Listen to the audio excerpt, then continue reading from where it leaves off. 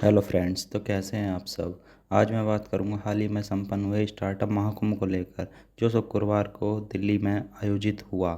तो जैसा कि नाम से जाहिर है कि ये स्टार्टअप को लेकर है, यानी कि स्टार्टअप महाकुंभ। तो यहाँ स्क्रीन पर दिखाए गए जैसे पोस्टर देखने को मिले हैं, और हमारे केंद्रीय मंत्री श्री पीयूष गोयल और तमाम स्टार्टअप की दुनिया के बादशाहों ने इस पर विचार विमर्श किया। तो सुनिए कि What are उन्होंने India's क्या कहा, startups आइए देखते हैं। doing today? We are focused on food delivery apps, turning unemployed youth into cheap labor so the rich can get their meals without moving out of their house.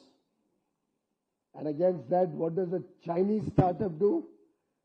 Work on developing electric mobility, battery technologies, and with that, they're today dominating the electric mobility ecosystem. We are very proud of what India has done. But are we the best in the world as yet? Not yet. Should we aspire to be? Or are we going to be happy being delivery boys and girls? Healthy ice cream. Zero gluten free, whatever, I don't know. Vegan.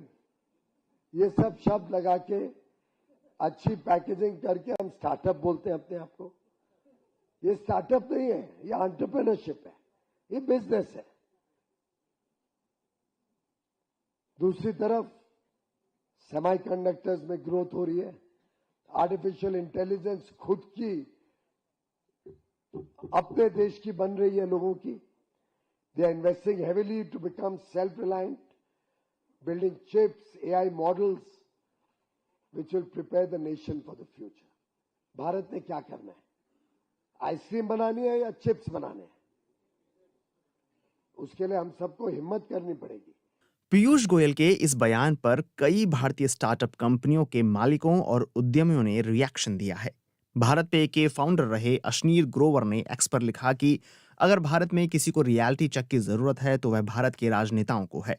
उनके अलावा हर कोई वास्तविकता में जी रहा है। चीन ने भी शुरू में फूड डिलीवरी ऐप बनाए, बाद में वो एआई टेक की तरफ आगे बढ़े। चीन ने जो किया उससे प्रेरित होना अच्छा है। लोगों के लिए नौकरियां पैदा करने वालों की आलोचना करने से पहले राजनेताओं को भी अगले 20 सालों तक 10% से ज्यादा आर्थिक विकास दर से आगे बढ़ने की आकांक्षा करनी चाहिए।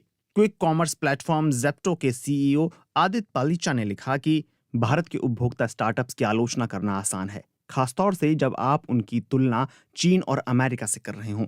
अगर ज़ेप्टो की बात करें तो इसके जरिए आज भारत में लगभग 1.5 लाख लोग आजीविका कमा रहे हैं। एक ऐसी कंपनी जो सिर्फ 3.5 साल पहले अस्तित्व में आई, सरकार को मिलने वाले टैक्स में हर साल 1,000 करोड़ रुपए से ज्यादा का सहयोग कर रही है। भारत के पास अपना एक बड़ा आधारभूत एआई मॉडल नहीं है, क्योंकि हमने अभी तक बेहतरीन इंटरनेट कंपनियां नहीं बनाई हैं।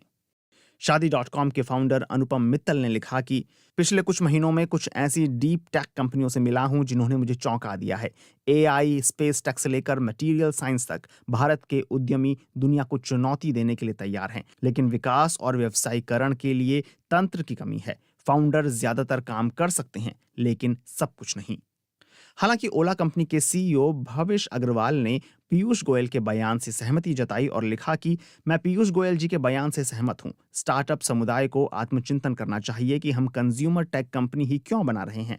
उद्यमों को इस पर सोचने की जरूरत है। लाइफस्टाइल से जुड़े ऐप बनाने के बजाय उन्हें इनोवेशन और भविष्य की तकनीक पर काम करना चाहिए। पीयूष गोयल के बयान पर राजनीतिक बयानबाजी भी देखने को मिली। कांग्रेस ने एक्स पर लिखा कि पीयूष गोयल खुद मोदी सरकार की ही पोल खोल रहे हैं। कुछ दिन पहले नेता विपक्ष राहुल गांधी ने भी मोदी सरकार को भारत में स्टार्टअप को लेकर तमाम सुझाव दिए थे, लेकिन तब मोदी सरकार के मंत्री और नेता इसका विरोध कर रहे थे।